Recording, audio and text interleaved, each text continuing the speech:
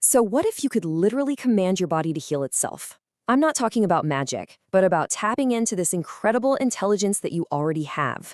Today, we're going to unpack how you can use your subconscious mind to tell your cells to be whole, to be perfect, and to be well. This idea right here, from Joseph Murphy's work, this is really the foundation for everything we're talking about. The whole premise is pretty simple, actually. Your deeper mind, your subconscious, it already has the blueprint for perfect health. Our job is just to give it the right instructions. Okay, so what is this power? This isn't about wishing or hoping or crossing your fingers. It's about consciously directing the amazing intelligence that runs our most complex systems without us even having to think about it. I want you to think of yourself as the captain of a super advanced ship, and that ship is your body. Now, your subconscious mind, that's your expert crew. They're running everything from your heartbeat to your digestion. You don't have to know how they do it. You just have to give them a clear, consistent destination: health. But how does a thought actually become a physical reality in your body? What's the mechanism here? Well, it's fascinating, and it all comes down to the environment that your cells are actually living in. So first things first, let's be clear about what we mean by the subconscious mind.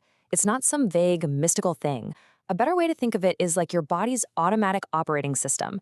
It's the life principle that knows exactly how to heal a cut or digest your lunch. And this intelligence, it's always at work. Now, this is where it gets really interesting. We know that our cells are affected by their environment. But here's the most empowering part. They're not really responding to the world outside of you. They are responding directly to the environment inside of you. Your thoughts, your beliefs, your feelings. And that, right there, is where all your power is. Okay, this all sounds pretty great, right?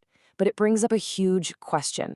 If we have this amazing, built-in healing intelligence, why do we still get sick? Why doesn't it always seem to work? Well, the answer usually has to do with how clear our commands are. No, really, let's think about this for a second.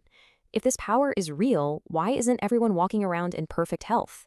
The source material we're looking at suggests the problem isn't with the crew, it's with the captain. And this just illustrates the problem perfectly. Imagine a captain constantly shouting contradictory orders. One minute it's, "We're sailing to hell, full speed ahead." And the next it's, "Oh no, I feel a sniffle, we must be sick, drop the anchor, reverse course." Your crew, your subconscious and yourselves, they just get totally confused. There's no clear direction, and that whole journey to healing just grinds to a halt. So here it is, the crucial point. Your main job is to provide one consistent, unwavering command. You have to guard your mind. You have to choose not to accept thoughts of sickness as your reality, even when symptoms show up. It's that consistency that ultimately convinces your subconscious mind. All right, so how do we do this? How do we stop being that confused captain and start giving clear orders? Well, the key is our emotional state, and that leads us to a really practical, actionable process.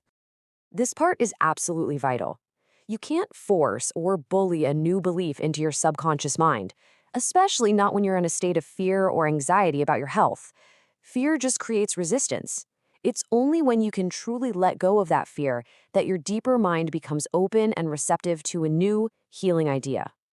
So, here's a simple but really profound three-step process. First, just relax. Notice your breathing, let your shoulders drop, let the tension go. Second, release. Consciously let go of the fear that's attached to whatever symptoms you're feeling. And then third, in that calm, quiet state, reclaim. Gently and knowingly state the truth that you are whole and perfect.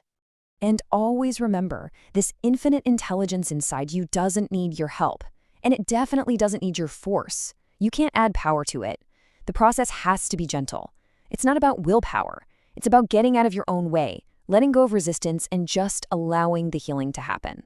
But look, this isn't a one-time trick. It's about cultivating a completely new way of being. It's about turning a repeated thought into a lived belief, moving that idea from just intellectual knowledge in your head to a deep, heartfelt conviction. So what does this look like day to day? Well, you master your emotions so that fear isn't running the show. You guard your mind, choosing to focus on truth and beauty. You make claiming your health a regular, systematic practice. And you do this consistently until the idea moves from just a thought in your brain to an unshakable truth in your heart.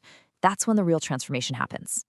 So as we wrap up, I want to leave you with a question to really reflect on. Beyond the circumstances, beyond any symptoms, beyond what anyone else says, What is the fundamental truth about your own health and wholeness that you are going to choose to accept starting right here, right now?